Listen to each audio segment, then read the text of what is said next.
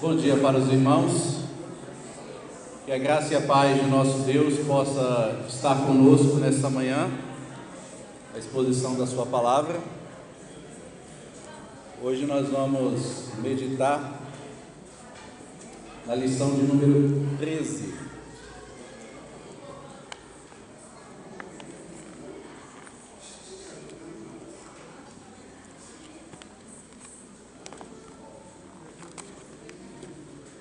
Nós estamos em número menor devido à nova classe dos pais, e a gente até entende porque tem um quê de social, né? Atender também a comunidade. Queria ler com vocês o texto de 1 João.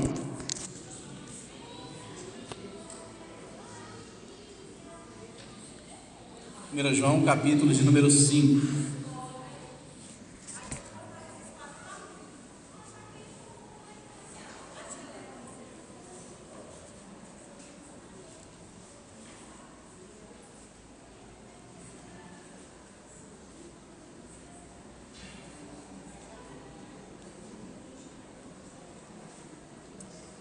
Lição número 13, 1 João capítulo número 5.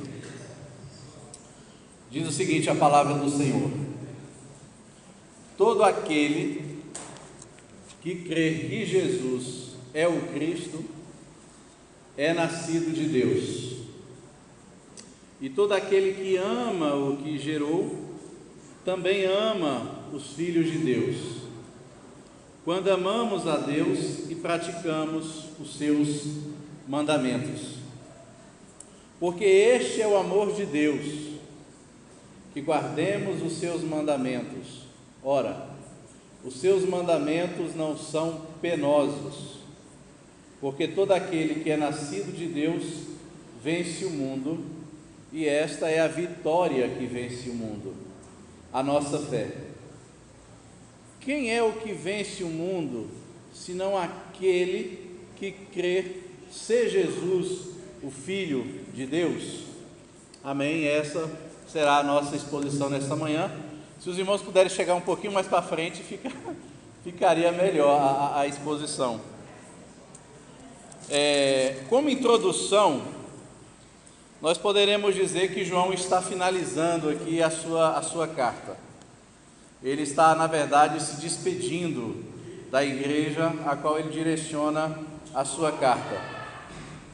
E como forma de despedida, João vai fazer aqui uma recapitulação, ele vai revisar tudo aquilo que ele tinha dito anteriormente.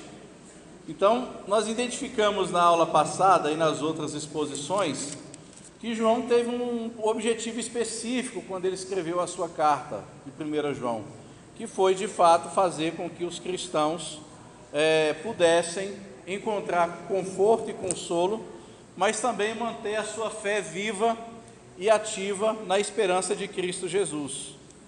O interessante é que na carta de João, o texto fala sobre certezas que marcam a vida do verdadeiro crente. A palavra, o termo utilizado aí, a palavra sabemos, conhecemos, ela ocorre cerca de 30 vezes na carta de 1 João. Então, do capítulo 1 até o capítulo de número 5, a palavra conhecemos, sabemos, reconhecemos, ocorre cerca de 30 vezes. E somente no capítulo de número 5, essa palavra ocorre cerca de 8 vezes. Ou seja, João quer reafirmar a cada instante, a todo instante, de que o cristão precisa ter a sua fé alicerçada em Cristo Jesus. E interessante que essa palavra conhecemos é justamente o significado do movimento dos gnósticos, como nós já falamos aqui, que era um movimento religioso de falsos mestres e falsos profetas, que dizia que não bastava crer no Evangelho. Eles duvidavam da divindade de Jesus, eles duvidavam de que Deus poderia ter se manifestado em carne, eles se isolavam das comunidades cristãs e eles tinham uma vida entregue ao pecado, porque uma vez que a carne para eles, a matéria é má, tudo aquilo que é do espírito é do superior, é do além. Então, nesse sentido, eles partiam para um isolamento e não tinham uma vida comunitária. E João aqui utiliza quase que o mesmo termo, porque a palavra conhecimento vem de gnosis. E João está dizendo, olha, o verdadeiro conhecimento não é isso que estão ensinando. O verdadeiro conhecimento é isso que eu estou trazendo a vocês, porque isso é palavra de Deus. E aí então, a vida real ela é construída sobre o sólido fundamento de certezas inabaláveis, e não sobre a areia movediça das especulações, que era o caso da doutrina dos gnósticos. O que devemos saber? Quais são as certezas que nós, como crentes, devemos saber acerca da nossa fé? E aí vem aqueles 2 versículos que nós analisamos, que há um paralelo. Veja, por exemplo, João 20, 31. João, quando escreve o seu evangelho, ele tem um objetivo, ele tem um foco. Qual que é? E ele diz, estes o quê? Todos aqueles milagres que Jesus havia feito. Ele diz, estes, porém, foram escritos para que creiais que Jesus é o Cristo, o Filho de Deus, e para que crendo tenhais vida em seu nome. Então João está dizendo, o motivo pelo qual eu escrevi o meu evangelho, o evangelho de João, é para que vocês pudessem crer que Jesus é o Cristo. Mas não somente isso, para que você crendo nele, você possa ter a vida dele em si, em você, que é a vida eterna. Passado algum tempo, esses cristãos receberam o evangelho de João, creram no evangelho de João. João então sente a necessidade de escrever essa carta, essa primeira carta de João, para fazer uma manutenção. E olha só que interessante, esse paralelo, foram escritos, essas coisas escrevi a vós, e ele dá um motivo, por que eu escrevi isso para vocês? Vós os que credes no nome do Filho de Deus, ou seja, aquelas pessoas que ouviram o evangelho de João, agora já estavam crendo em Jesus, e ele escreve para essas pessoas, para que saibais que tendes a vida eterna. Ora, vocês ouviram o evangelho, vocês creram no evangelho, e esse evangelho produz vida. Agora eu estou escrevendo para vocês, para que vocês tenham convicção de que vocês de fato têm a vida eterna em seus corações. Mas não somente isso, para que creiais no nome do Filho de Deus. E João trabalha essa perspectiva na sua carta, mostrando basicamente 3 características,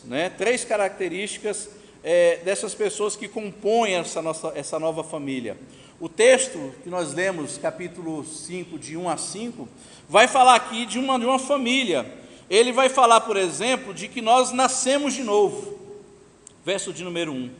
Ele vai dizer que aquele que nasceu de novo ama ao que o gerou, ou seja, ama a Deus que o gerou. Mas não somente ama a Deus, o verso número 1 diz, ama também aos que dele é nascido, ou seja, nós temos a mesma paternidade.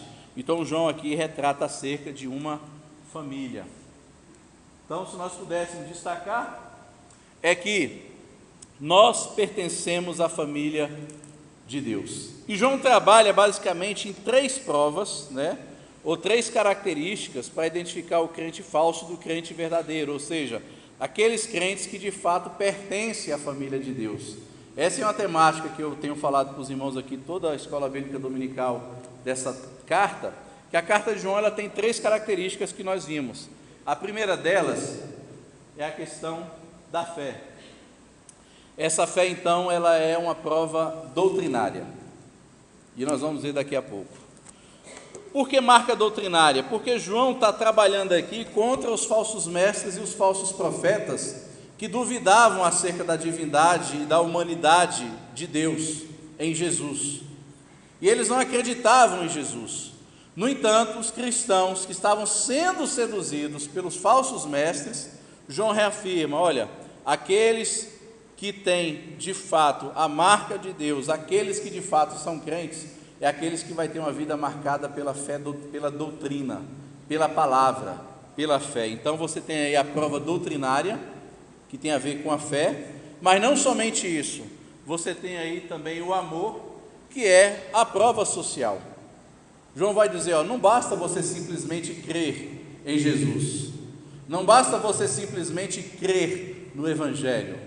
Não basta simplesmente você crer que Jesus é o Filho de Deus. Não, eu tenho que reconhecer que Jesus é o Filho de Deus, mas ao mesmo tempo eu tenho que demonstrar esse amor por Deus na comunidade. Então João não divorcia amor de Deus e vida comunitária. Ele não divorcia fé de boas obras, ele não divorcia fé de amor ou do amor para com o próximo na vida comunitária. E isso era uma crise que acontecia dos falsos mestres. O que os falsos mestres diziam? Eles diziam que uma vez que a matéria é má, a carne é má, então logo eu não tenho que me preocupar com a necessidade do outro, eu não tenho que satisfazer a necessidade do meu irmão, então eu tenho que viver uma vida verticalizada. E é isso que os gnósticos faziam, eles tinham uma vida contemplativa, né? Eles cultuavam o além, os poderes místicos, os poderes do espírito, os poderes espirituais, né? Verticalizava a fé, que é o que praticamente nós muitas das vezes fazemos hoje em dia. Nós muitas das vezes verticalizamos a nossa espiritualidade de tal maneira que poucas vezes nos preocupamos de fato com quem está do nosso lado, porque o que importa é a minha bênção, é a minha cura, é a minha prosperidade, é o meu sucesso, são os meus sonhos, e não o sonho da comunidade, e não as necessidades da comunidade. Por isso que a mensagem do mundo é multiplicar, e a mensagem do Evangelho é dividir.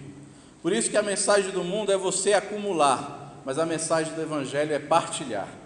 Então você percebe que há uma diferença muito grande, crucial, da mensagem que é pregada na mídia, que é a mensagem dos gnósticos, dos falsos mestres, da verdadeira mensagem do Evangelho de Cristo Jesus. Então o cristão é marcado por essa prova social.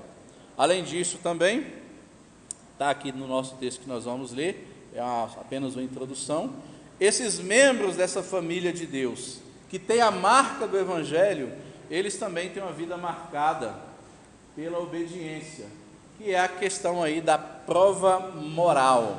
Ou seja, não basta eu ter fé em Jesus, não basta eu simplesmente amar os meus irmãos da comunidade, mas eu preciso também abrir mão do meu pecado. E quando o Evangelho chega no meu coração, quando a cruz de Jesus me atinge, quando eu reconheço as minhas falhas, quando eu me rendo ao Evangelho, o meu coração automaticamente ele deverá abrir mão do pecado. E João fala isso, nós já vimos no primeiro capítulo. Ele vai dizer: ora, vocês estão dizendo que não pecam. Se vocês dizem que não pecam, vocês são mentirosos. E aquele que vive no pecado pertence às trevas, mas Deus é luz.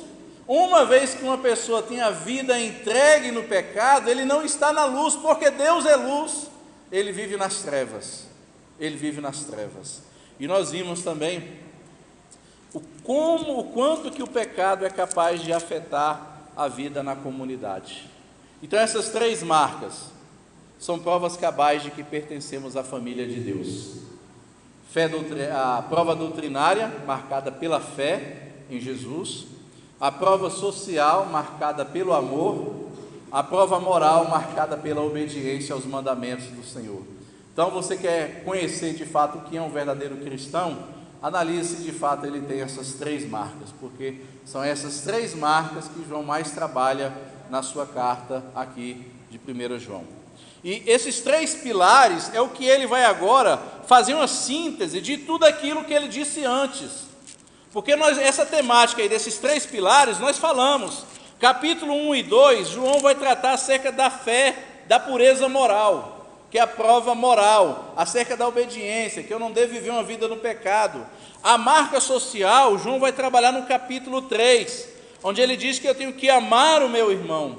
No capítulo 4, ele trabalha acerca da prova doutrinária, mas também a prova social do amor, onde ele tenta casar teologia e vida, onde ele tenta casar doutrina e prática, onde ele tenta casar liturgia e estilo de vida, culto e comunhão, onde ele trabalha no capítulo 4. No capítulo 5, então, aqui ele faz um resumo, uma síntese daquilo que ele disse antes, porque ele está finalizando a sua carta. Então, em primeiro lugar, o crente é reconhecido pela sua fé em Jesus.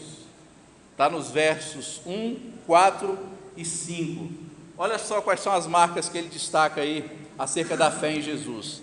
Se não, veja, por exemplo, primeiro ele diz: todo aquele que crer em Jesus. Ele fala aqui da fé, crê em Jesus, é nascido de Deus, porque todo aquele que é nascido de Deus vence o mundo. Então, quais são as pessoas que haverão de vencer o mundo, de vencer esse sistema entregue ao pecado que se chama mundo? É aquele que creu e nasceu novamente para Deus. E ele diz: e esta é a vitória que vence o mundo. Ele destaca novamente aqui a fé, o crer, que é a marca doutrinária. Quem é o que vence o mundo, senão aquele que crê ser Jesus, o Filho de Deus? E aí vem aquela questão dos gnósticos, né? Os falsos mestres gnósticos negavam tanto a divindade, como também a humanidade de Jesus, né? Mas os crentes verdadeiros creem que Jesus de Nazaré é o próprio Messias. O que os gnósticos acreditavam? Eles acreditavam que Jesus era um homem normal e que sobre ele foi derramado o chamado o Cristo, que é o Messias. Foi derramado sobre ele.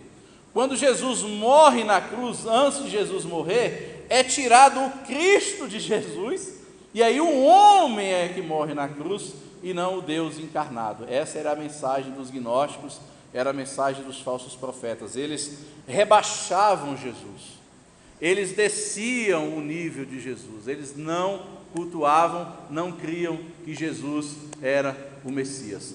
E é por isso que nós falamos Jesus Cristo. Por que nós falamos Jesus Cristo? Algumas pessoas me perguntaram se o nome de Jesus seria, o Cristo seria o complemento. A gente acha que Cristo é o sobrenome de Jesus, né? Jesus Cristo. Não, Cristo não é sobrenome. Cristo quer dizer o Messias. Toda vez que falamos Jesus Cristo, nós estamos dizendo Jesus é o Messias, Jesus é o ungido. E essa questão de Jesus, o Cristo, Jesus, o Messias, isso é tudo na nossa vida. Porque nessa declaração, Jesus é o Messias, Jesus é o Cristo, e está embutido nisso daí o plano de salvação para resgatar os seus eleitos. O plano da nossa redenção veio através de Jesus, que cumpre os propósitos de Deus. E aí João destaca no verso de número 1, que o fato de crer em Jesus vai nos conceder dois privilégios. O primeiro é a participação na família de Deus, é o que ele destaca aí no verso de número 1. Olha só como que ele destaca aí o fato de pertencermos à família de Deus. Todo aquele que crê que Jesus é o Cristo é nascido de Deus. Todo aquele que ama o que gerou também ama o que deles é nascido. Ou seja, vida comunitária, família, comunhão, coinonia. Então, o primeiro privilégio que nós temos quando temos fé em Jesus é pertencermos a uma família, pertencermos a uma comunidade, um grupo de irmãos, fraternidade, que tem uma unidade apesar da diversidade, unidade apesar da pluralidade. Nós temos o mesmo Deus, temos o mesmo Pai. Então nós fazemos parte dessa paternidade de Deus. Mas, segundo lugar, João destaca também que aqueles que têm fé em Jesus, ele vai ter vitória sobre o mundo. É o que ele diz aí no verso de número 5. Quem é o que vence o mundo, senão aquele que quer que Jesus é o Filho de Deus? Mas não somente isso. Existem alguns efeitos da fé em Jesus em nossa vida, que é destacado aí na nossa lição, e que poucos crentes conhecem. Sabe como é que nós como crente, muitas das vezes somos? Vou contar uma história real. Eu vi uma história numa revista de um homem, que ele era pobre. E ele uma vez fez uma compra no supermercado e ganhou o cupom para concorrer a uma viagem no transatlântico, no mar. E aí ele fez as compras, preencheu o cupom, ele foi sorteado. E ele então ganhou as diárias num transatlântico, passar 7 dias no mar. E ele não leu todo o regulamento. Ele falou: poxa, eu estou ganhando a passagem, eu não vou passar fome nesse navio. Eu vou levar uns pães, um lanche junto comigo para eu passar 7 dias nesse navio. E aí ele então pega um saco, enche o saco de pães, de lanche, e coloca na mochila e vai curtir o cruzeiro. Os primeiros 2 dias funcionou, ele comeu o pão. Quando chega no 3º, 4º dia, o pão já estava ficando bolorento, o lanche se estragando. E ele passando fome, desmaiou. E aí chamaram os médicos do navio e perguntou para ele da seguinte maneira: vem cá, o que aconteceu com ele? O médico falou: não, ele só está desidratado, ele está com fome, dá comida para ele. Aí quando ele acordou, ele falou assim: vem cá, mas por que você está passando fome, rapaz? Ele falou: não, porque eu ganhei aqui esse cruzeiro aqui, eu não sabia se era para comer, e eu acabei trazendo o meu lanche, acabei trazendo a minha própria comida para não passar fome no navio. E aí o capitão do navio virou para ele e falou para ele assim: mas rapaz, quando você ganha um passeio turístico, quando você ganha o pacote, tudo já está incluso naquele pacote. Não há necessidade de você passar fome, comendo pão bolorento. E da mesma coisa também somos nós, irmãos. Nós fomos eleitos por Deus, Deus nos alcançou, mas muitas das vezes nós queremos levar aqueles nossos pacotes prontos. Nós não confiamos e não descansamos nas misericórdias e na graça e nos cuidados do Senhor. E tem alguns privilégios que fazem parte desse pacote da fé em Jesus, que muitos crentes desconhecem, e por isso vivem comendo pão bolorento. E aí a nossa revista destaca, por exemplo, alguns efeitos da fé na cruz de Jesus, que eu gostaria de destacar, que eu acho que vale muito a pena. Os que creem em Jesus vai se apropriar da vitória de Jesus na cruz. E aí o primeiro deles é o que está lá em Colossenses 2, 14 a 15. Vai dizer que Jesus venceu a cédula de acusação que era contra nós. Essa cédula de acusação que era contra nós, a Bíblia diz em Colossenses que foi rasgada, foi anulada. Então, o efeito dessa fé em Jesus é que Jesus venceu o inimigo da nossa alma, ou seja, o diabo, o acusador. Então não pesa mais sobre nós nenhuma acusação acerca do nosso pecado. É aquilo que João fala lá em 1 João capítulo 4, que ele diz que o verdadeiro amor lança fora todo medo, e a palavra medo ali é crisisfobia, ou seja, medo de condenação. Em Deus não há mais nenhuma condenação em Cristo Jesus. Somente aqueles que foram alcançados pelo Evangelho podem viver livres do medo do passado, porque o Evangelho apaga o passado, transforma o presente e nos prepara um futuro glorioso. Aleluia. Por isso que em Romanos 8:1 diz que nenhuma condenação há para aqueles que estão em Cristo Jesus. Por isso que lá em João capítulo 1, verso 10, 11, 12 e 13 diz que nós somos transformados de criaturas para filhos de Deus, quando ele diz: veio para o que era seu, mas os seus não receberam, mas a todos quanto receberam, deu-lhes o poder de serem feitos filhos de Deus, a saber os que creem no seu nome, os quais não nasceram nem da vontade do sangue, nem da carne, mas de Deus. E é por isso que Paulo diz lá em 2 Coríntios 5,17, que aquele que está em Cristo, as coisas velhas se passaram, eis que tudo se fez novo. É por isso que João diz lá em João 1, verso 1 e 17, de 1 João capítulo 1, verso 7, mas se andarmos na luz como na luz ele está, temos comunhão uns com os outros, e o sangue de Jesus nos purifica de todo pecado. É por isso que ele diz lá no capítulo de número 2, ele vai dizer que se pecarmos, temos um advogado fiel que é capaz de nos perdoar, porque o sangue dele nos remiu, nos redimiu, nos purificou e nos conduziu à vida eterna. Essa é a salvação, essa é a fé. Então, se existe um efeito da fé em Jesus, é essa: toda a nossa acusação do nosso passado foi cravada na cruz, morreu na cruz. Além disso, a segunda característica que está na nossa lição, ou o segundo efeito dessa fé em Jesus, é que ele venceu na ressurreição a morte. Olha só que coisa tremenda. Quando Jesus ressuscita, quando Jesus morre na cruz, vem aquilo que um pregador, John Noe, falava: a morte da morte na morte de Cristo. Ou seja, Jesus mata a morte na sua morte. E aí, isso daqui é motivo de nos dar imensa alegria. Por quê? Existem 3 tipos de morte na Bíblia. A morte física, consequência do pecado. A morte espiritual, consequência do pecado. A morte eterna, consequência do pecado no juízo. Agora imagine só, o ímpio, ele tem a morte física, ele vai morrer. O ímpio tem a morte espiritual, porque ele está morto em seus delitos e pecados, diz Efésios capítulo número 2. E o ímpio também há de ter a morte eterna depois do julgamento. Agora nós, que cremos no Evangelho, que cremos em Cristo Jesus, é diferente. Olha só, nós temos a morte física, não temos a morte espiritual. Por que não temos a morte espiritual? Porque Paulo diz lá em Efésios, no capítulo de número 2, da seguinte maneira: nós estávamos mortos em nossos delitos e pecados, mas Deus, sendo rico em graça e misericórdia, nos ressuscitou novamente.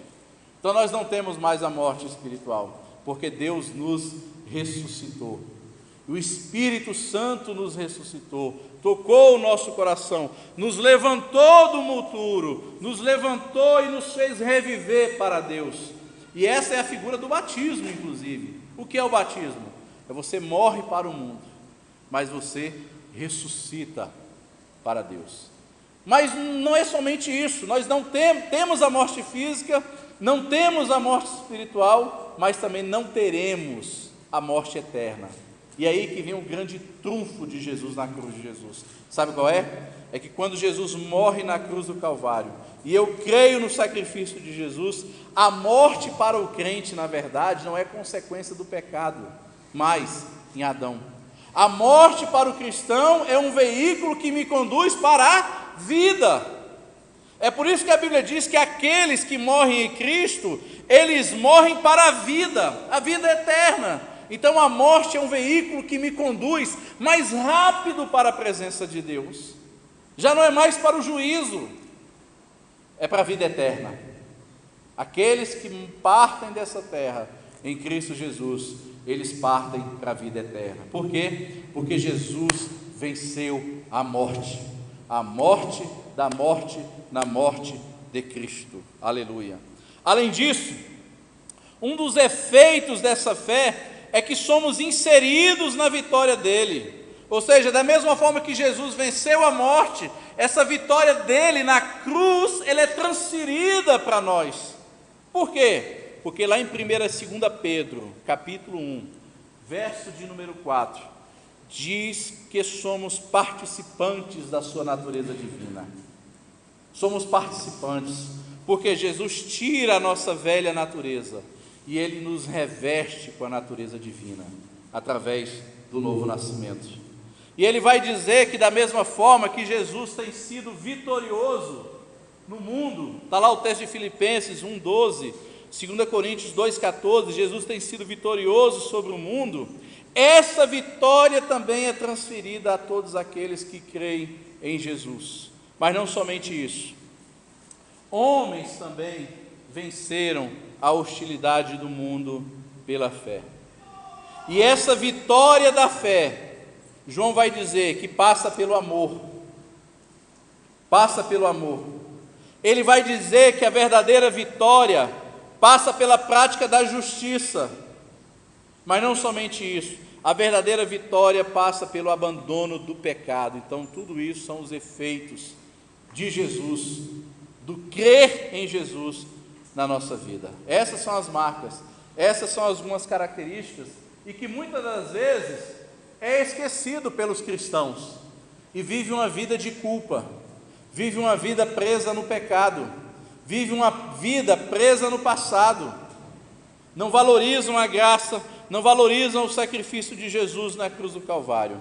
Mas em segundo lugar, o crente é reconhecido pelo seu amor a Deus e aos filhos de Deus. É o verso aí de número 1 e o verso de número 2. Olha só o que João diz: e todo aquele que ama o que gerou, ama também o que dele é nascido. Nisto conhecemos, nisto o quê? Nisto o quê? Daquilo que ele disse antes. Nisto o quê? Aquele que ama o que gerou, também ama o que deles é nascido. Ou seja, eu vou reconhecer de que amamos a Deus e os filhos de Deus, quando amamos a Deus, quando eu consigo demonstrar esse amor que eu sinto por Deus, mas também esse amor que eu sinto pelos meus irmãos. Porque da mesma forma que eu fui gerado em Deus, o meu irmão também foi gerado em Deus. Nós dissemos aqui domingo passado que João Calvino, olhando para esse texto, ele diz que o novo nascimento nada mais é do que a imagem de Deus sendo restabelecida em nós. Porque uma vez que o homem pecou, a imagem de Deus foi manchada, foi maculada, essa imagem de Deus, por conta do pecado. Uma vez que Jesus assume esse pecado sobre ele na cruz do Calvário, assumindo a nossa maldição, as nossas injustiças, Deus pega a justiça de Cristo, sendo ele justo, perfeito, santo e maravilhoso, pega essa justiça de Cristo e transfere sobre os filhos de Deus. Por isso que a Bíblia diz que nós fomos justificados, está pago, está quites, a nossa salvação está paga, fomos justificados. Uma vez justificados, estamos perdoados, mas não somente isso, essa imagem de Deus em nós, faz com que nós reconhecemos também a imagem de Deus no próximo. Aí João Calvino vai dizer: nós não somos ainda perfeitos como haveremos de ser na eternidade. Nós não vemos Deus de fato, nós não vemos Deus, mas nós podemos e devemos reconhecer Deus nos nossos irmãos. Por quê? Porque sobre ele reflete a imagem de Deus. E o que é a imagem de Deus? Paulo vai dizer que a imagem de Deus nada mais é do que o Cristo, Jesus. Então, nesse sentido, eu não posso dizer que amo a Deus e rejeitar a imagem de Deus que é projetada sobre o meu irmão. Eu não posso dizer que amo a Deus e rejeitar o amor de Deus manifesto na vida do meu irmão. Eu não posso dizer que amo a Deus, que sirvo a Deus, mas que eu não sou capaz de servir a Deus servindo o meu irmão. Eu não posso dizer que estou próximo de Deus, se eu não estou próximo de Deus, estando próximo do meu próximo. É isso que João está dizendo aqui de modo claro, de que aqueles que amam a Deus, aqueles que amam aquele que o gerou, ou seja, Deus que nos fez nascer de novo, também ama ao que dele é nascido, daqueles que nasceram de novo.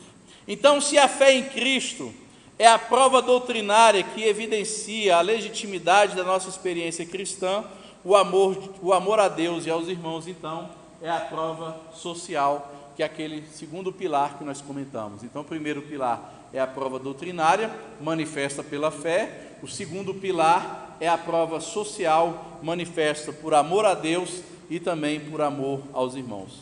Nesse sentido, então, é impossível amar a Deus, é impossível amar os filhos de Deus sem amar a Deus. É aquilo que nós falamos domingo passado, e João aqui está fazendo o resumo. Ou seja, eu só consigo amar o meu semelhante, eu só consigo amar o meu irmão, porque primeiramente Deus me amou.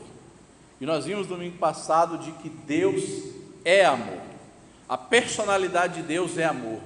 A nossa conversão foi alvo do amor de Deus. E aí nós fizemos uma breve reflexão do livro de Malaquias, capítulo de número 1, que para mim é uma das passagens mais lindas que existe na Bíblia, quando Deus diz: eu vos tenho amado. E o povo pergunta, questiona o amor de Deus: em que o Senhor tem nos amado? Deus fala: vocês querem uma prova do meu amor? Eu escolhi Jacó e aborreci a Esaú. Quer uma prova do meu amor? Eu elegi vocês. E Deus continua: querem uma prova do meu amor? Eu fiz os montes, os descendentes de Esaú, um monturo. Eu rejeitei os descendentes de Esaú. Eu rejeitei todos eles. E a Bíblia vai dizer lá em Malaquias, verso de 1 a 5: ainda que eles reconstruam sua cidade, eu vou abater eles. Eu vou destruir eles. Por quê? Porque eu escolhi vocês. Eu escolhi o povo de Israel. E se tem uma coisa que se prova o amor de Deus para conosco, é aquilo que diz lá em Romanos 5,8. Deus prova o seu amor para conosco pelo fato de Cristo Jesus ter morrido por nós, sendo nós ainda justos, sendo nós ainda bons, não, sendo nós ainda pecadores. Então a nossa vida espiritual foi alvo do amor de Deus. Se o amor de Deus me alcançou, eu posso então amar o meu irmão. O amor então é a apologética final, porque Jesus disse que os discípulos seriam marcados e reconhecidos por amor uns aos outros. E aí, a partir da cruz de Jesus, não existe mais aquele ditado, né? Amarás o teu próximo como a ti mesmo. A gente decorou tanto esse versículo, né? A gente fala tanto, as pessoas do mundo falam isso, né? Amarás o teu próximo como a ti mesmo. Só que esse mandamento, amarás o teu próximo como a ti mesmo, ele foi modificado por Jesus. Você sabia disso? Foi modificado por Jesus. Porque lá em João 13 diz que eu devo amar o próximo, não mais como a mim mesmo. O que Jesus diz? Amarás o teu próximo como eu vos amei. Então o alvo, o foco, o referencial do meu amor não é mais a mim mesmo. Porque às vezes o meu amor não é altruísta, o meu amor é egoísta, o meu amor é maculado. Mas o referencial do amor sempre é Jesus. E aí cai naquilo que o nosso irmão Hélito falou domingo passado, na participação que teve nos visitando, que é fantástico e impressionante, de que a palavra amor que João trabalha aqui, não é o amor sentimental, não é aquele amor romantizado, não é aquele amor poético, não, é um amor que tem prática, é um amor prático, é um amor que tem a ver com sacrifício, é o amor do bolso, é o amor de contribuição, é o amor de olhar a necessidade do outro, é o amor de chorar as causas uns dos outros, é o amor de sentir a miséria do outro no meu coração. Não é simplesmente um amor eu te amo, não, é um amor estou contigo, é um amor estou contigo, é um amor eu vou junto, é o amor de andar junto, não é um amor de sentimentalismo barato, que muitas das vezes nós temos sentimentalismo barato, porque dizer que ama é muito fácil, o problema é provar que ama. E amor na Bíblia não é sentimento, amor na Bíblia é ação. João 3,16, porque Deus amou o mundo, o que ele fez? Ele deu. Então o amor, ele é sacrificial, sacrificial. O amor não é esse romantismo que as pessoas cantam nas músicas, nas canções, não. O amor tem a ver com prática. E nós vimos isso muito claro aqui no Evangelho, na carta de João, mas também em Tiago.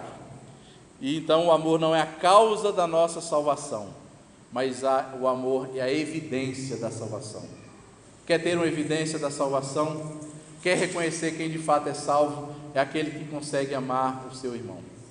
E muitas das vezes esse tipo de amor, ou essa marca social, é uma das marcas mais difíceis de se ver nas comunidades cristãs, principalmente porque verticalizaram a espiritualidade, estão em busca da bênção, do sucesso, da sua vida espiritual. As pessoas querem ir para o céu, querem ir para a eternidade, querem ter a sua bênção, mas eles esquecem de que a verdadeira comunidade, a verdadeira comunhão, a verdadeira eternidade é quando eu consigo olhar meu irmão no olho, ver as necessidades deles e estender as mãos. Isso é comunidade, isso é fé cristã, e isso pouco é dito, pouco é dito, pouco é dito. Você vê as campanhas que tem por aí das igrejas, é campanha de multiplicação, é campanha da bênção, é campanha da cura, é campanha da chave da vitória, mas poucas vezes você vê as campanhas de compartilhar o que tem, de dividir o que tem, de olhar a necessidade um do outro, de ver o que de fato o meu irmão está precisando. E isso é profundamente triste, profundamente triste. João vai dizer: é impossível amar a Deus sem amar a Deus na comunidade. E aí nós temos alguns problemas a resolver nas igrejas. Quais são algumas marcas que seriam um empecilho para esse amor ou para essa manifestação da marca social? Eu poderia destacar pelo menos 4, né? Primeiro, a questão do pecado, quando nós relativizamos o pecado. Segundo, quando nós não estabelecemos na comunidade cristã um espaço para ser uma comunidade terapêutica. aonde cada um tenha espaço e liberdade de confessar os seus pecados, sem ter o olhar daqueles que são juízes e que apontam as mãos ao invés de estender as mãos. Se eu não tenho um espaço de terapia para confessar os pecados, de ter maturidade para ouvir os pecados, sem julgar, sem condenar, isso aqui é uma barreira muito forte a essa marca social e manifestação do amor de Deus, porque a verdadeira manifestação do amor de Deus é aquela manifestação que eu olho para o irmão com graça e com misericórdia, e não com olhar de juízo e justiça, porque o olhar de juízo e justiça é a manifestação justamente dos fariseus, que condenavam Jesus por conviver com pecadores e publicanos. E Jesus, as pessoas que Ele mais amou, que Ele mais se compadeceu, que Ele mais andou junto, foi justamente essas pessoas que eram discriminadas, rejeitadas, alvo de pedrada, alvos de serem discriminadas, mas que confessavam e assumiam a sua condição de pecador. E quando eu não consigo exercer isso na comunidade cristã, esse amor não é verdadeiro, esse amor é uma hipocrisia. Eu poderia destacar também a discriminação racial e social. Quantas pessoas que são negras e não exercem liderança nas igrejas? Quantos pastores são negros? Quantos presbíteros são negros? Quantos negros exercem liderança nas igrejas? Sabe por quê? Porque as igrejas não entenderam ainda a mensagem do Evangelho. Não entenderam. Eu vou dizer uma coisa, talvez vocês não saibam. Foi através da carta de Paulo a Filemon que os cristãos soltaram seus escravos. Os cristãos escravizavam, os cristãos tinham escravos na época.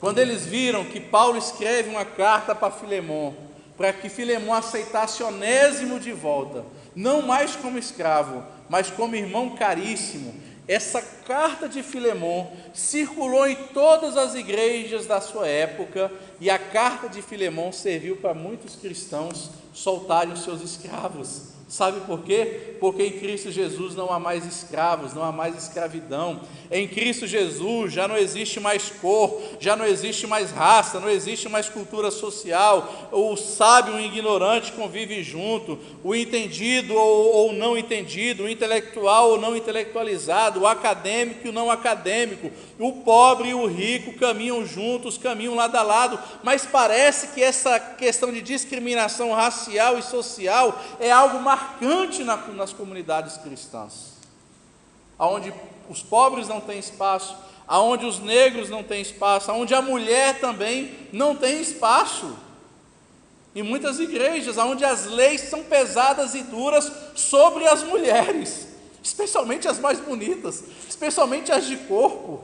Por quê? Porque elas, na verdade, despertam aquilo que é maldoso no coração desses religiosos, o pecado. E aí eles projetam nelas aquilo que na verdade eles são: pecadores, perversos, malignos, imorais. E aí, quando essa discriminação racial e social é uma das marcas das comunidades cristãs, não há como falar em amor. O amor de Deus é manifesto quando as barreiras da discriminação racial, da discriminação social são quebradas, são anuladas. E Tiago fala muito bem sobre isso. Tiago diz: olha, se entrar aqui um rico com anel de ouro na igreja, entrar um rico, anel de ouro na igreja, e tiver um pobre ali sentado, e você pede para aquele pobre se assentar, se levantar, para o rico sentar no lugar dele, a igreja está pecando. Tiago fala sobre isso. Malaquias também fala sobre isso, de que os pobres, as viúvas e os órfãos eram desprezados.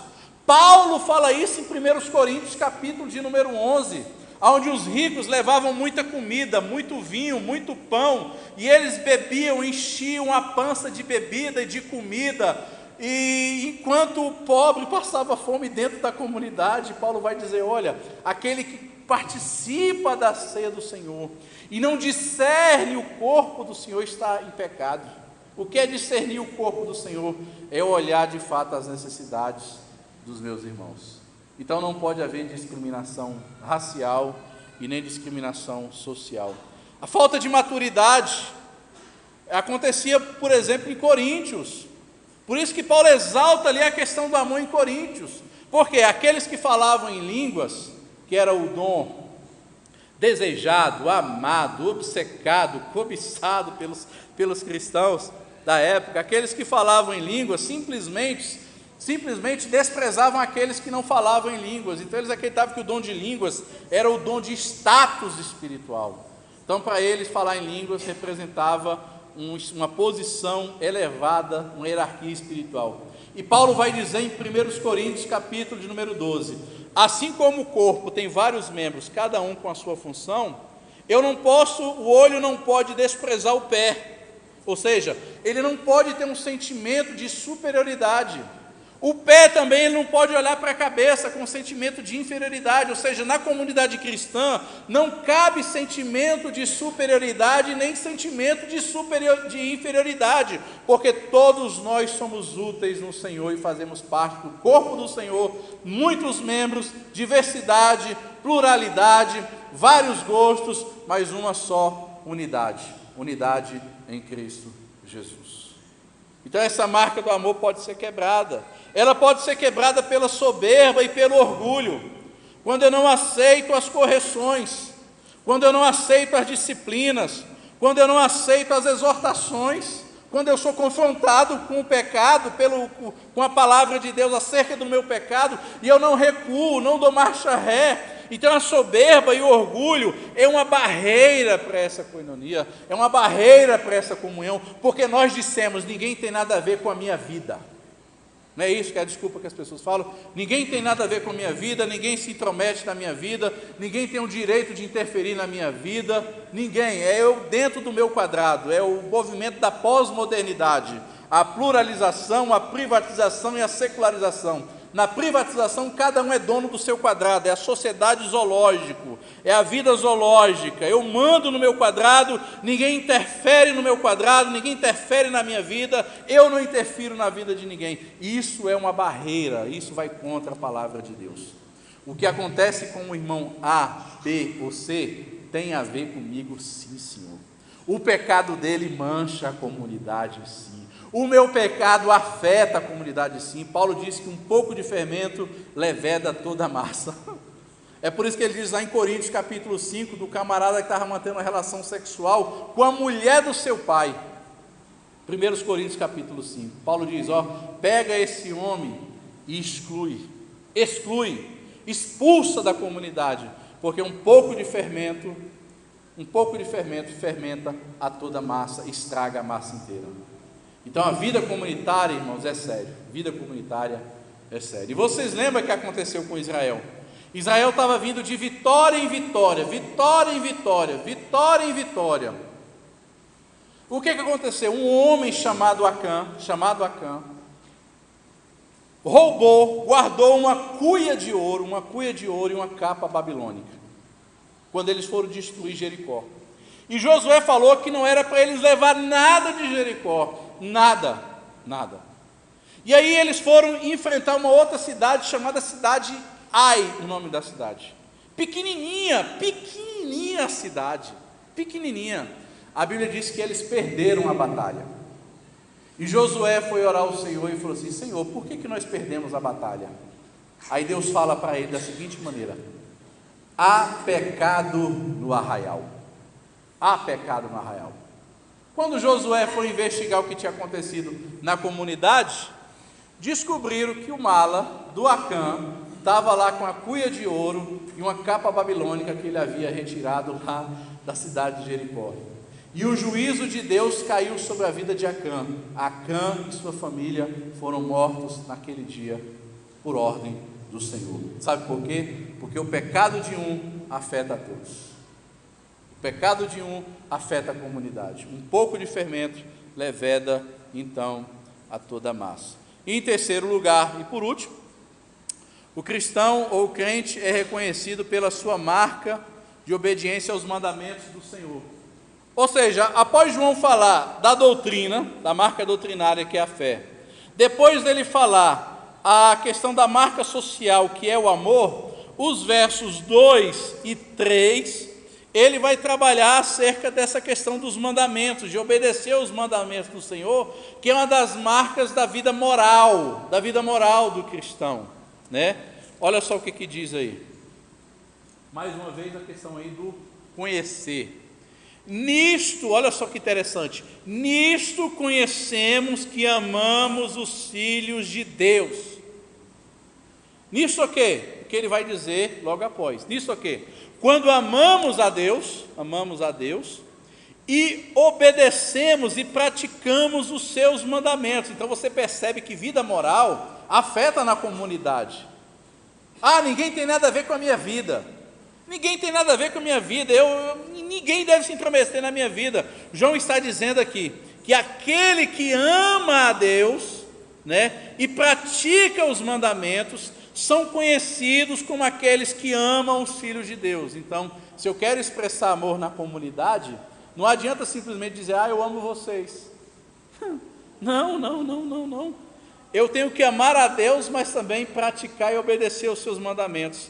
E ele diz, porque este é o amor de Deus, que guardemos os seus mandamentos.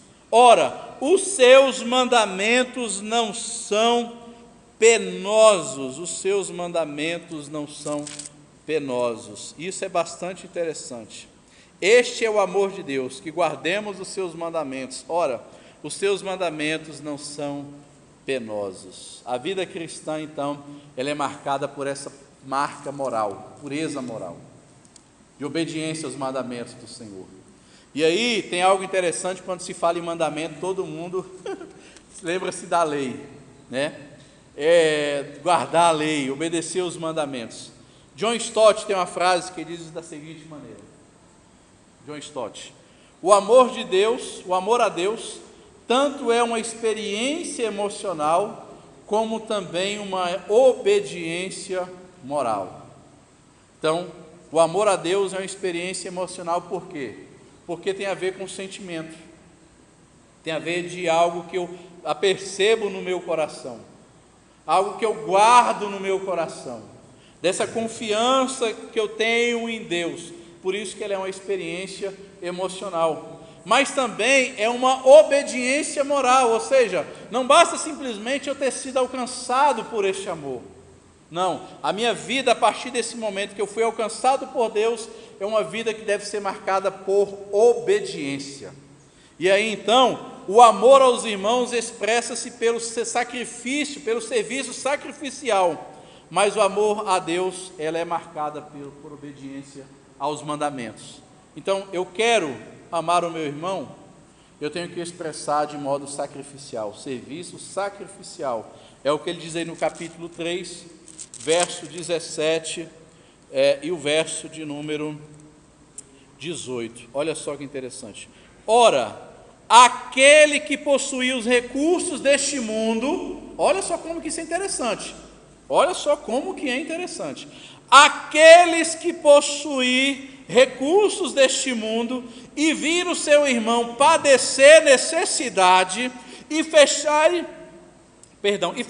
o seu coração, como pode permanecer nele o amor de Deus? Filhinhos, não amemos de palavras, nem de língua, mas de fato e de verdade. Está na Bíblia, irmão, isso daqui.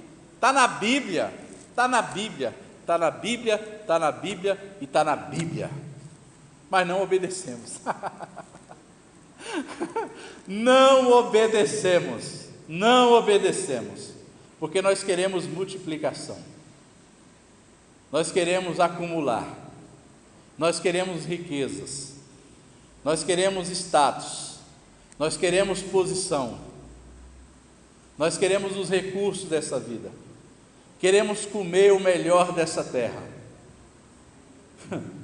Mas isso não quer dizer nada para Deus, não quer dizer nada. O dinheiro vai te comprar uma boa casa, mas não vai te comprar um lar. O dinheiro vai te comprar bons remédios, mas não vai te comprar saúde. Vai te comprar bons livros, mas não vai te comprar educação. Vai te comprar pessoas, mas não vai te comprar uma mulher. Vai comprar gente, mas não vai comprar comunhão, coinonia, irmandade. Vocês percebem o quanto que nós estamos distantes de fato do Evangelho? Está na Bíblia.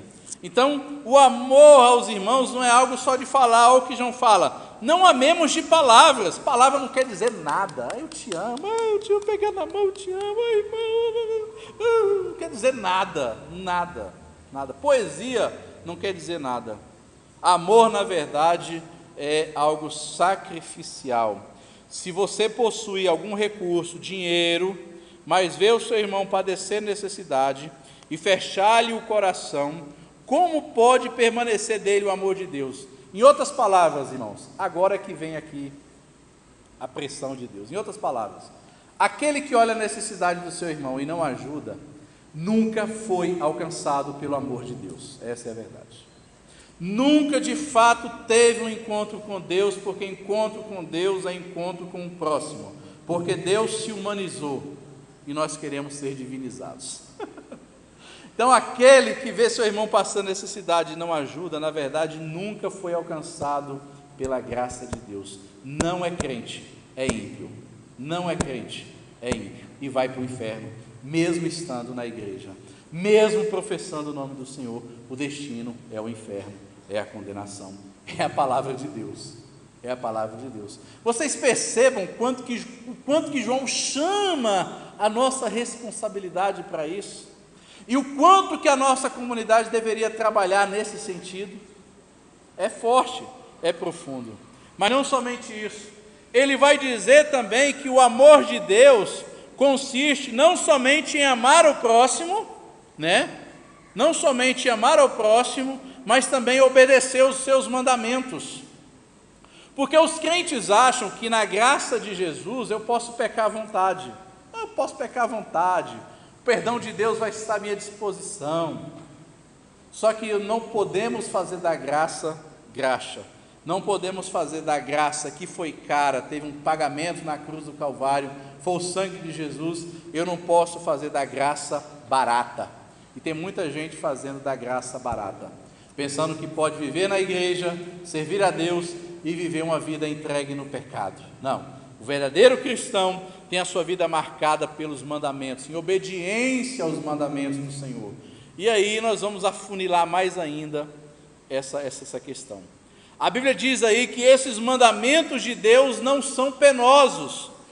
Esses mandamentos de Deus não são penosos, e eles não são penosos por duas razões. A primeira, porque amamos a Deus, e quem ama obedece com alegria e não por obrigação. Então, bota aí para mim, Marcos, travou aqui. Quem ama a Deus vai guardar os seus mandamentos, e João continua, e os seus mandamentos não são penosos. Pode tentar. Aí. E os seus mandamentos não são penosos, porque quando nós amamos a Deus, nós vamos obedecer com alegria e não por obrigação. E nós temos condições de obedecer os mandamentos do Senhor. Nós temos condições. Por quê? Antes o homem era impossível obedecer à lei, porque ele era escravo do pecado e escolhia somente o que era mal, só escolhia o pecado. A partir do momento que temos a nova natureza de Cristo Jesus em nossas vidas, nós então podemos obedecer os mandamentos do Senhor. Podemos obedecer os mandamentos do Senhor. Podemos cumprir todo o decálogo. Sim, porque o amor de Deus foi derramado no nosso coração.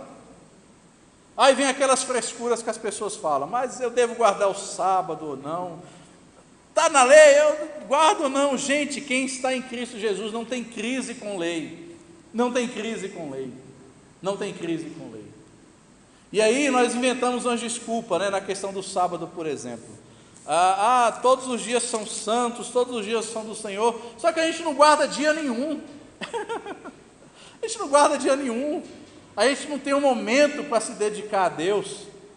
É claro que os mandamentos que João está se referindo aqui não é a lei de Moisés, é bom que se deixe claro aqui, não é a lei de Moisés, mas os mandamentos que João se refere aqui é os mandamentos de Jesus, os ensinamentos de Jesus, a vida que ele nos ensinou. Mas também faz parte também do decálogo, obedecer a Deus, amar a Deus sobre todas as coisas, honrar pai e mãe, não matar, não furtar, não desejar a mulher do próximo. E esses mandamentos foram resumidos em dois: conforme nós vimos na aula passada: amar a Deus e amar ao próximo. Por isso que esses dois mandamentos são inseparáveis, ou seja, é impossível obedecer a Deus sem amar o meu irmão. É impossível amar o meu irmão sem obedecer os mandamentos do Senhor. Em segundo, os mandamentos do Senhor não são penosos, porque com a mesma ordem que nós recebemos para obedecer, nós também recebemos o poder para cumpri-la. Então aqui o amor, aqui na verdade aponta para a descrição do versículo anterior. Ora, sabemos que temos conhecido e por isso se guardarmos os seus mandamentos, e os seus mandamentos não são pesados. Então esse mandamento aqui está incluso tanto a questão de obedecer Jesus, mas principalmente de amar o meu irmão. Amar o meu irmão é um mandamento. E se eu quero amar a Deus, e se eu quero obedecer a Deus, essa obediência então passa pelos mandamentos, principalmente a questão de amar o meu irmão. Então, eu não devo viver uma vida dissoluta no pecado, não, eu tenho responsabilidade, eu tenho que abrir mão do pecado, eu tenho que se despir do velho homem, conforme diz Efésios capítulo número 3 e 4, eu tenho que me revestir do novo homem que há em Cristo Jesus. Sabe por quê? Porque eu tenho um compromisso moral com a igreja, eu tenho um compromisso moral com Deus, eu tenho um compromisso moral com as Escrituras. E aí nós poderíamos fazer algumas reflexões dessas três marcas que João fala. Então você vê, João fala acerca da obediência. Nós vimos que a obediência é a marca moral, marca moral, abandono do pecado, não está em pecado, porque pecado é trevas e Deus é luz, então eu tenho a marca moral. Ele fala também aí da fé, que é a marca doutrinária. Eu vou crer em Jesus, a minha fé está alicerçada em Jesus, mas não somente isso. Ele fala também acerca da marca social, que é o amor. Então você percebe que aqui nós temos aqui, na verdade, nós temos aqui um tripé, né? Nós temos aqui três pilares. Se um desses pilares ruírem, você desestrutura todas as outras marcas. É interessante isso.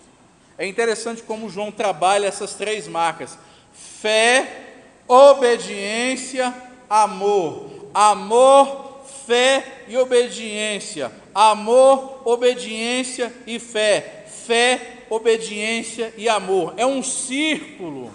É a totalidade, é a plenitude da salvação em Cristo Jesus. Aleluia, que deve fazer parte da nossa vida. E aí nós temos alguns perigos diante disso. Quais são alguns perigos? A primeira delas é da nossa comunidade ser apenas uma ONG. E como é que a nossa comunidade pode se tornar uma ONG? É quando eu tenho só amor, mas me falta ainda os dois pilares, que é a marca doutrinária, que é a fé, e a marca moral, que é a obediência. Então, se eu tenho uma comunidade onde só tem amor, mas ninguém obedece, não tem marca moral, não tem doutrina, isso não é igreja, não é comunidade cristã, é uma ONG. ONG vive de amor, ONG vive de marca social, de ajuda. Então, isso não é igreja, isso é uma ONG. Mas também, nós corremos o risco da nossa comunidade ser um clube social. Por que ser um clube social? Porque não adianta nada você ter amor, né? Não adianta nada você ter o amor, você não ter fé, não ter obediência, você não ter principalmente a questão da obediência. Isso vai virar simplesmente um clube social.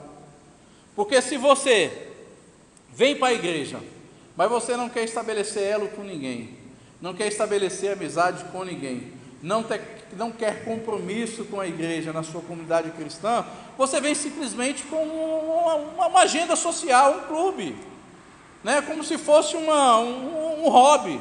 O que você faz todo domingo? Eu jogo bola. Quem faz domingo? Eu assisto Fantástico. Quem faz? Não, eu vou para a igreja. Então é como se fosse mais uma atividade, né? Então, quando você anula uma dessas marcas, você acaba desestruturando.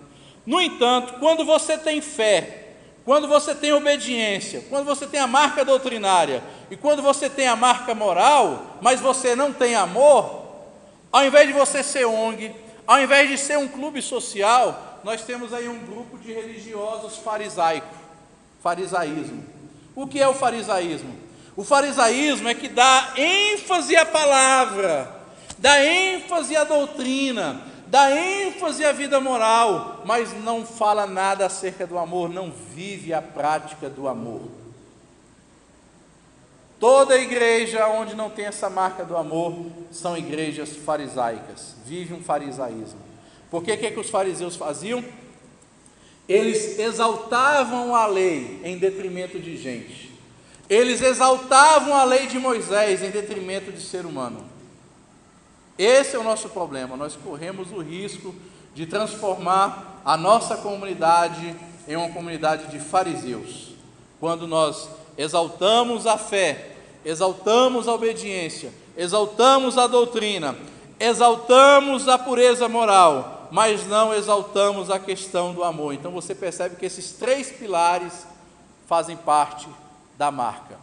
Então eu não consigo ter amor se eu não consigo ter obediência aos mandamentos, se eu não consigo ter pureza moral. Eu não consigo ter pureza moral se eu não consigo ter fé em Jesus. Então você percebe que esse círculo aqui todo, esses 3 pilares, eles fazem parte da vida cristã e deve estar todo o tempo um dependendo do outro. Eu amo a Deus, o amor de Deus me alcançou, por isso eu tenho fé em Deus, por isso eu abro mão do pecado, eu tenho a marca moral, mas por isso esse amor que Deus derramou no meu coração é o amor que também eu devo sentir pelo meu irmão. E quando eu não sinto o amor de Deus pelo meu irmão, quando eu não amo meu irmão, eu na verdade não amo a Deus e não fui alcançado por Ele, e eu não tenho marca nenhuma. Então tudo é dependente um do outro. E aí nós poderíamos partir para pelo menos 3 lições ou 3 reflexões dessa nossa exposição. Ele vai dizer, está na nossa revista inclusive, se os 3 pontos, fé em Cristo, amor aos irmãos e obediência a Deus forem seguidos, teremos vitória sobre o mundo. Então quais são aquelas pessoas que haverão de vencer o mundo? Vencer a filosofia do mundo. O mundo aqui não são simplesmente pessoas, o mundo aqui é esse sistema demoníaco controlado pelo diabo. O mundo jaz no maligno. Como é que eu vou vencer o mundo? Só vai vencer o mundo aquelas pessoas que têm fé em Jesus, crê que Jesus é o Filho de Deus, mantém essa fé alicerçada em Deus e não em outros deuses, não na religião, não na igreja, não no pastor, não no homem, mas unicamente em Cristo Jesus. Não no governo, não no emprego, não em si mesmo, mas em Cristo Jesus.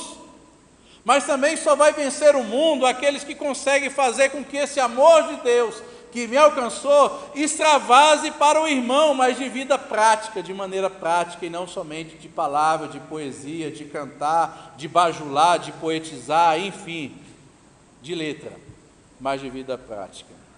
Mas também só vai ter vitória no mundo, sobre o mundo, aqueles que obedecem os mandamentos do Senhor, aqueles que têm a sua vida firmada na palavra, em obediência a Deus, porque uma vez que o Evangelho me alcançou, uma vez que eu tenho uma nova vida em Cristo Jesus, eu estou apto para obedecer os mandamentos. Em segundo lugar, fé, que é a marca doutrinária, amor, que é a marca social, obediência, que é a marca moral, são virtudes de um verdadeiro crente que entendeu a mensagem da cruz de Jesus. A cruz de Jesus. Então, se eu tenho uma vida entregue ao pecado, eu não entendi a mensagem da cruz. Se eu tenho uma vida que não ama o meu irmão, que não olha para as suas necessidades, para as suas angústias, para as suas lágrimas, para as suas dores, para as suas cores, para os seus rancores, para os seus temores, eu sou uma pessoa que não entendi a mensagem da cruz. Porque um dos motivos da morte de Jesus foi reunir em um só corpo todos os filhos de Deus na face da terra. Então a cruz de Jesus, muito mais do que me unir homens com Deus, A cruz de Jesus une homens com homens, na comunidade, na vida cristã, na irmandade. E está na Bíblia isso, está lá em João capítulo 11, verso 49 e 50. O sumo sacerdote Caifás profetizou, João diz isso, o sumo sacerdote Caifás profetizou que Jesus morreria não somente pela nação de Israel, mas morreria para reunir em um só corpo todos os filhos de Deus dispersos na face da terra. Então a cruz de Jesus nos une. O pecado dividiu os homens, veio o homicídio, veio os adultérios, veio a morte, veio a inveja, veio a maledicência, veio tudo isso, veio o roubo, veio o adultério, veio desejar a mulher do próximo, veio tudo isso com o pecado. Mas na cruz de Jesus, o homem ele é feito novamente, ele sofre uma metamorfose, ele sofre uma transformação, ele é uma nova criatura. Sendo uma nova criatura, ele consegue então amar o irmão. Quem não ama seu irmão não entendeu a mensagem da cruz. Mas também, quem não tem uma vida de obediência na palavra de Deus, mas que vive uma vida entregue no pecado, não entendeu a cruz de Jesus, não entendeu a graça, porque a graça não é um atestado, não é um habeas corpus para que eu possa viver no pecado, não. A graça de Deus é para que eu entenda e entenda a cada dia de que isso foi fruto do amor de Jesus lá na cruz do Calvário, que morreu pelos meus pecados. Então a graça me faz entender e ter consciência da morte de Jesus na cruz do Calvário. Foi John Piper que diz da seguinte maneira: quando você for pecar, quando você sofrer uma tentação, compare essa tentação com a cruz de Jesus. Olhe para esse prazer, essa tentação que é o pecado, e olhe para Jesus sendo ensanguentado, cuspido, morto numa cruz com a coroa de espinhos, morrendo por você na cruz do Calvário. Qual das imagens será mais peso? Então a graça de Deus, ela não é uma permissão para vivermos em pecado. É o que Paulo diz lá em Romanos: onde abundou o pecado, superabundou a graça. Ora, então vamos pecar muito mais para que a graça de Deus abunde a cada vez mais? Não, isso não é graça, isso é graxa. Como diz o pastor na quarta-feira, isso é gracinha humana. A graça de Deus não me permite viver uma vida irresponsável. A graça de Deus significa que toda vez que eu pecar, confessar o meu pecado, Deus é fiel e justo para perdoar.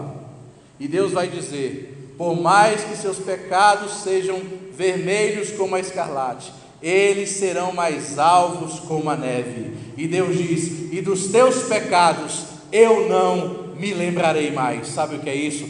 É graça de Deus. É graça de Deus. E por último, e já encerrando, teologia e vida, fé e obras, amor e obediência, culto e comunhão são inseparáveis. São inseparáveis. Eu não posso ter uma vida acadêmica. Eu vou ser um bom teólogo, mas eu não vou ser um bom cristão. Eu posso ter o melhor conhecimento da Bíblia, o máximo que eu vou ser é um bom teólogo, um bom estudante, mas eu não vou ser um cristão. Então teologia e vida são inseparáveis. São inseparáveis. Eu posso ter a maior fé do mundo, mas se eu não tiver obras, não adianta nada, é discurso vazio. As obras, elas não desembocam na salvação, mas as obras, ela é uma consequência da fé. As obras é uma consequência da salvação. Então fé e obras são inseparáveis. Amor e obediência também são inseparáveis, porque não adianta nada dizer que amo a Deus, mas eu não obedeço os seus mandamentos. Não adianta eu dizer que amo a Deus, mas eu rejeito toda vez que eu sou advertido na palavra. Eu acho a palavra do pastor duro, o sermão dele é duro, o sermão dele machuca, a palavra dele fere o meu coração, mas isso é mandamento do Senhor. E Deus não tem sonhos para nós, né? Não tem aquela música, Deus tem sonho, os sonhos de Deus, não. Deus não tem sonhos para nós, Deus tem mandamentos. Deus tem mandamentos, e os seus mandamentos não são pesados. Além disso, eu não tenho como separar culto e comunhão. Culto e comunhão. O culto e comunhão são duas coisas entrelaçadas, né? É koinonia, mas não somente koinonia, comunhão, mas que desemboca na diaconia, no serviço ao próximo. Eu não tenho como divorciar o culto que eu presto a Deus com o culto que eu presto a Deus nas minhas atividades para com os meus irmãos, naquilo que eu faço na minha comunidade. E aí nós vamos refletir e pensar, como é que está de fato a minha vida espiritual? Será que de fato eu tenho essas três marcas? Fé, amor e obediência? Marca doutrinária, marca moral e marca social? Qual delas está faltando na minha vida? Qual delas eu preciso desenvolver, como diz Paulo lá em Filipenses, né? Desenvolver a salvação, trabalhar na salvação, né? Porque a santificação, a salvação, ela vai se desenvolvendo, ela vai se culminando até na glorificação. Até na glorificação. Nós estamos salvos da condenação do pecado. Não estamos salvos da presença do pecado, mas estaremos salvos da presença do pecado na ocasião da vinda do Senhor Jesus em glória. E lá seremos como Ele é. Mas enquanto Ele não vem, eu posso então transformar a minha comunidade nos céus. Eu posso trazer os céus para a minha comunidade. Porque é impossível querer morar na eternidade com os irmãos, morar com Deus, com a família de Deus, mas se eu não consigo viver como família de Deus aqui na terra. É aquilo que eu falei domingo passado. É impossível querermos que Jesus venha como leão na vinda dele, mas se nós não gozamos, não vivemos como o cordeiro, como ele viveu, que morreu pelos outros. É impossível nós desejarmos o Jesus que virá como juiz, se não sabemos valorizar ele como advogado hoje. É impossível nós desejarmos Jesus vir como rei, mas se nós não apreciamos a primeira vinda dele como servo. De modo que é inútil esperarmos a segunda vinda de Jesus, se nós sequer praticamos e vivemos a primeira vinda dele na terra, para morrer numa cruz em nosso lugar. E aí, aonde está Deus? Deus está no meu irmão, no meu próximo. Onde está o meu irmão? Onde está o meu irmão? E aí, aqueles que verdadeiramente foram alcançados por Deus, saberá responder para Deus aquela resposta que Caim não soube dar. Deus perguntou para Caim: onde está seu irmão Abel?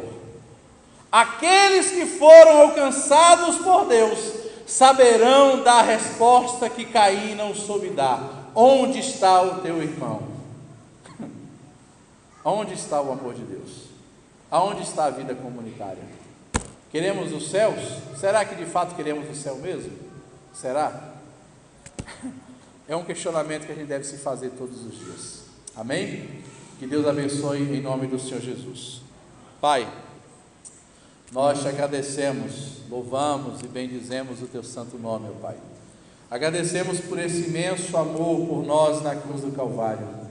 Amor de entrega, amor voluntário, amor que nos alcançou, Pai amado, mesmo quando nós não merecíamos, ó Pai.